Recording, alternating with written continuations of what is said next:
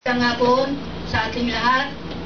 Ako po ay isa sa nakatira dito sa reservation ng Kasiguran Aurora. Kami po ay noong 1963, kami po ay nagbungkal na. Hanggang ngayon ay nagawa namin na magandang irrigated land at saka naging rice granary ng Kasiguran Aurora. Na kami po ay lubos na nalulungkot, kami ay ginagawang tau-tauhan at pinapalis kami doon at gawain daw ni relocation site yung lugar na yun. Kami po ay nagbungkal at dugo at pawis ang pinuhunan namin upang maging maganda ang pamumuhay namin at mayroon kaming ikabubuhay sa mga pamilyas namin at ang nakatira doon ay 60 families.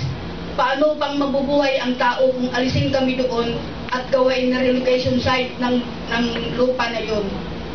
Ay kung ang sabi nila ay isama daw kami sa relocation, ay ano ang pangbayad namin sa gagawain nila na bahay na relocation kung wala na kami pagkainan, wala na rin kami suporta sa mga pamilyas namin, ay ano ang ibabayad namin sa gawain nilang bahay sa NHA ay kung wala na kami pagkainan.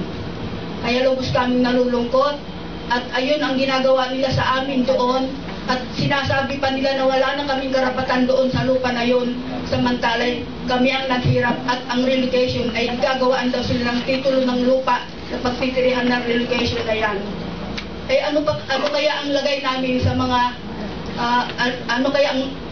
lagay namin sa ngayon na kaharap namin? Paano ang mga pamilyas namin, mga susunod na generation ay saan kami pupunta at saan kami pupulutin ng mga pamilyas namin? Salamat po.